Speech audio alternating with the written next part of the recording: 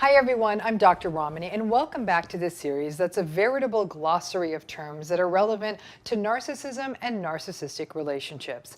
This series came out of the idea that if you could understand these terms, you're in a better position to understand a lot of the videos and articles and blogs and other content about narcissism, but also there may be terms here you've never even heard before, but may enlighten you further to the impacts of narcissism and narcissistic relationships. Today, we're going to take on the term mind reading. But before we get to that, I'm always going to ask you, please join our YouTube community. Please hit subscribe, and you can subscribe to this channel or hit the bell and you'll get notifications as we post future content down the line. So let's talk about this concept of mind reading. This episode may end up taking a very different path than you might think. There's actually a lot of stuff out there about how narcissists think they can read your mind.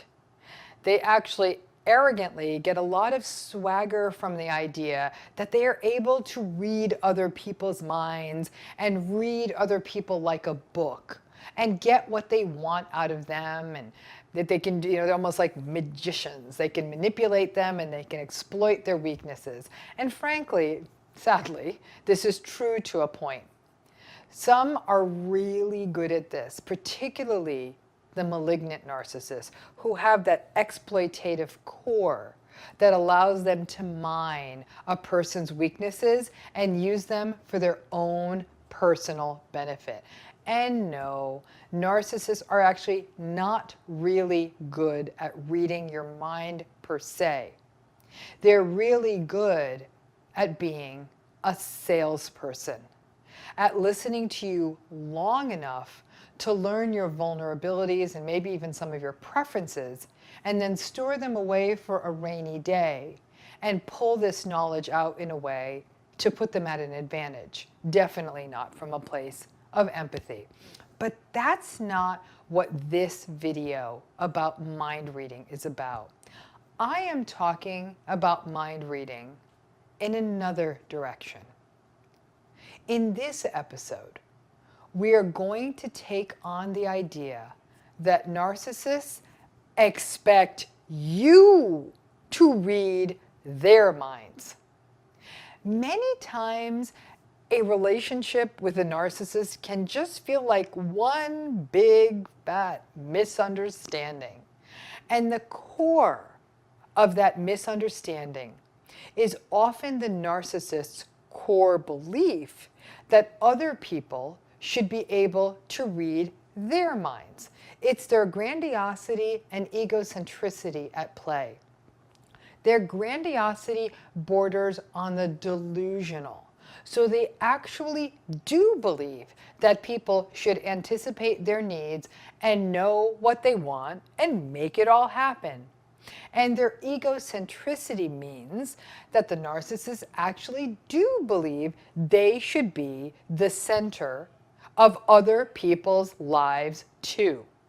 This anticipation or sense that you are supposed to be reading the narcissist's mind can play out in several different ways. To start, it can actually be very simple. For example, you're supposed to know that they are hungry and what they want to eat and prepare that kind of food for them and present it at the appointed time. Another form of mind reading can be very intention focused, and this is where it starts getting really toxic. Let's think of the classical narcissistic trope, and this is one that often plays out in couples therapy as well. For example, you may, in good faith, go into couples therapy and indicate that your partner said something menacing or cruel or invalidating and share that thing that was said. The narcissist will then say something like, "You know I didn't mean that," gaslighting, or "What I really meant was blah, blah, blah," or "Please, you didn't really take that seriously, did you? You know I was still angry about last week. You know what that was about. It was about this other thing." It's frustrating as can be because no, you didn't know.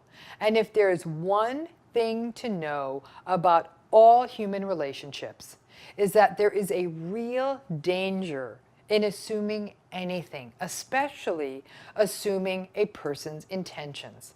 And the fact is, the reason so many people do get stuck in narcissistic relationships is that they are constantly issuing rationalizations for the narcissist's behavior. He didn't really mean that, or he just says angry things when he's upset, etc., etc. That may not be mind reading per se, but you can see how making assumptions about the narcissist's intent or reasons for their unhealthy behavior can be very tricky. And when you throw mind reading on top of all of it, it feels impossible. Narcissists are actually rather fragile. Obviously, we know that through their hypersensitivity and their insecurity, that often manifests in those ways. But we often forget it because they are so superior and so arrogant. And this can raise an issue of mind reading that can often play out with covert narcissists. Because covert narcissists are actually quite socially anxious, they do not do well in social situations. As a result, they may often really struggle in social situations, and then this can manifest them as being sullen and difficult and argumentative when you're in those situations. Afterwards, you may, in a moment of clarity, recognize that they needed reassurance and support to help them with their social anxiety. Again, that darned mind reading. But they would never ask for it because it would render them too vulnerable. I have spoken with many people who tell me that their inability to mind read leaves them feeling guilty because they feel as though they should have been able to sort of read their partner's mind or mental state.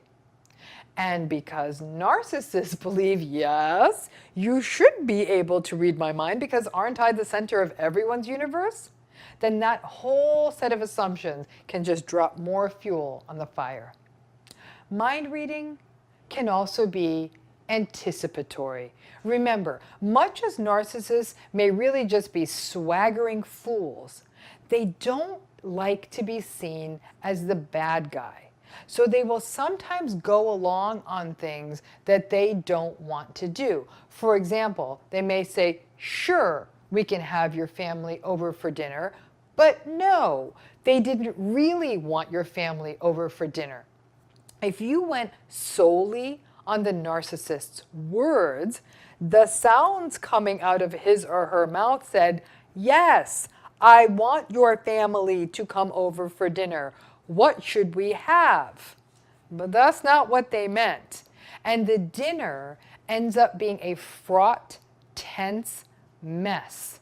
And your family really doesn't want to do it again, and neither do you. After dinner, the narcissist may even complain about it and whines about how it felt on a bad night and that your narcissist just went along with it to make you happy. You have to love them pulling that manipulative guilt punch at the end. Then it's not unusual for them to go on to say, you should know that I just say yes to having your family come over because I don't want to listen to you complain about it later. And now you're in a double bind, a situation where you cannot win. You were expected to mind read and know that the narcissist never wanted them to come in the first place, and that now there will be a mess to clean up afterwards. In a narcissistic relationship, as this happens more and more over time, you can see how this can result in isolation and alienation, and that over time, you may just stop inviting people over Stop suggesting things to do. Stop even attempting vacations or other special experiences, because even if the narcissist gives in and goes along with it, you run the risk of them obviously not really wanting to do it, and then you have to deal with their criticism, their contempt, their anger, and their bad behavior both during and after. And before you know it, your world becomes very narrow because you stop asking to do these things. And it's not because you are reading their mind. It's actually because you're trying to avoid the awful consequences because you can't read their mind. Now, it's interesting because this issue of mind reading and the fallout from it is why couples therapy so often fails with narcissists. Now, think about it. Traditional couples therapy focuses on communication and communicating in a healthy manner needs, wants, feelings, again, clearly, and taking ownership.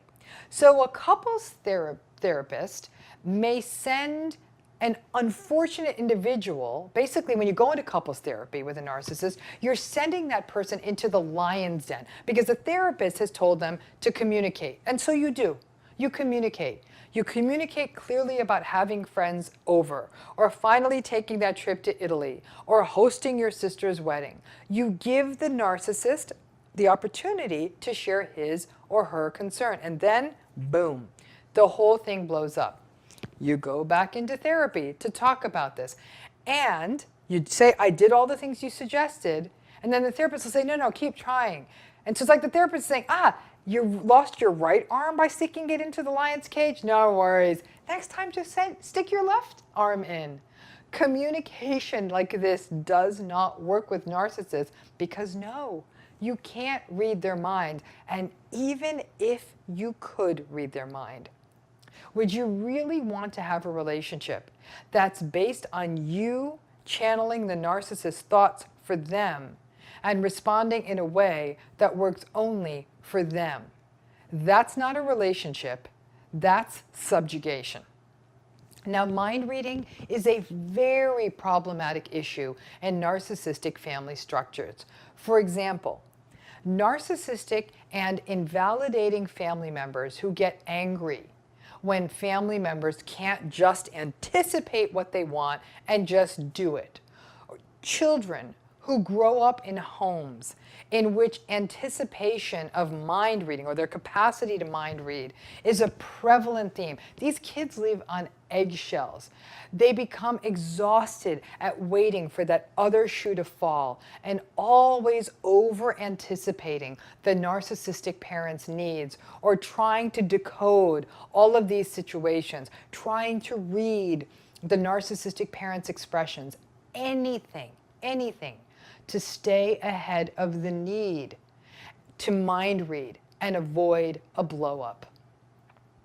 Where mind reading makes all of these relationships so tense is that if you don't do it right, and you're not always going to do it right, it's going to be followed by rage. In some ways, mind reading and your inability to do it can explain a fair share of narcissistic rage. At times, they're getting enraged because you didn't read their mind. You didn't know that they had a bad day at work, or you didn't know that someone had hurt their feelings, or you didn't know that things were not going the way that they want. They just get more and more sullen and petulant and angry, and it builds up like a volcano. And you aren't the only guilty party. Obviously, nobody can ever read another person's mind 100% of the time. Let me tell you a story, because I'm brought to mind a dynamic I once witnessed of a deeply narcissistic boss and his assistant, who really was literally like a sycophant. I mean, he just followed him around, and he was devoted to this narcissistic boss to a fault. The narcissistic boss, interestingly, way overpaid this assistant for his work. And the assistant worked 7 days a week and was available to the boss man 24 hours a day, 7 days a week. And the boss man would regularly, without asking, disrupt his holidays, without even wishing him a happy holiday, his wedding day even, you name it. It honestly looked like, in a way, the assistant was just like chained to this narcissistic boss. But there was more than a little cognitive dissonance there, because the assistant was so overpaid, and because he lived so well because of his high salary, he knew that his skill set would not translate to anybody else in the world paying him even a fraction of what he made. Now, I happen to have proximity to the players in all of this, so I was actually able to watch it over a long period of time. It was actually amazing how often this assistant did successfully mind read the narcissistic boss correctly. Honestly, it felt like 75 to 80% of the time, which is really quite startling. The assistant, and if we were to almost take a page out of the movie A Devil Wears Prada, he would have the boss man's coffee in place, the lunch ordered, the items would be lined up on his desk. He would anticipate if it was a salad day or a soup day or a sandwich day. And if the good news, whether he had to share the good news first or whether he had to share the bad news first, like this poor assistant was on it. But if this assistant, got it right 75% of the time, that meant he got it wrong 25%. And heaven help you if you were around during the 25%. The narcissistic boss would literally say out loud, "How could you not know that was what I wanted?" Curse word, curse word, curse word. "Why didn't you figure out what I needed?" Curse word, curse word. And would then scream and rage and yell about how everyone was against him. And it's amazing that he, the narcissist, was so successful because even though he was surrounded by such garbage people. And the poor sniveling assistant, who was the narcissist's primary enabler, would snivel more and try to get it more right. And then the narcissist would come down from his cruel, abusive tantrum, and not surprisingly, it would happen again in a few days. It was just awful to witness this dynamic, but it was stunning to me how much the narcissist genuinely expected this assistant to actually read his mind. And then it was actually stunning and terrifying, the amount of rage that would follow when his mind wasn't read. If you pointed this pattern out to the narcissist, by the way, he'd blow up at you too. Your inability to not be able to mind read the narcissist is not only one of the primary drivers of conflict in a narcissistic relationship, but also a primary source of tension. One day you do realize that they actually do expect you to read their minds, and that you will pay dearly if you cannot do so. Now listen, there is a beautiful, almost childlike hope we have that someone actually could read our minds. It feels magical, and it feels special, and to be heard the way, honestly, a child wants to be seen and heard. It can almost feel like the culmination of magical thinking. And in every relationship, it may happen from time to time for no other reason than coincidence. Someone just almost literally reads your mind like, "I wanted Chinese food too," kind of thing. But while narcissists are guilty of expecting mind reading from an antagonistic and entitled and grandiose place, catch yourself and ensure that you also may not be expecting it too, maybe from the most innocent space. Mind reading is simply not possible in a relationship, and it can actually be dangerous to do so. If you do not feel heard, make that known. But obviously, if you're in a narcissistic relationship, sharing the idea that you don't feel heard is not going to matter. Listen, if I could read minds, I would be a very wealthy woman. And I think we'd all be wiser. And the fact is, if we could read minds, we'd also get our feelings hurt a lot more often because we know what people were thinking of us. But we can't read minds, thank goodness. And you might find that when narcissists expect you do, that it takes an already confusing relationship and makes it even more confusing. Leave the mind reading to the crystal balls and purveyors of psychic magic. And if someone expects it of you, please see it as the red flag it is.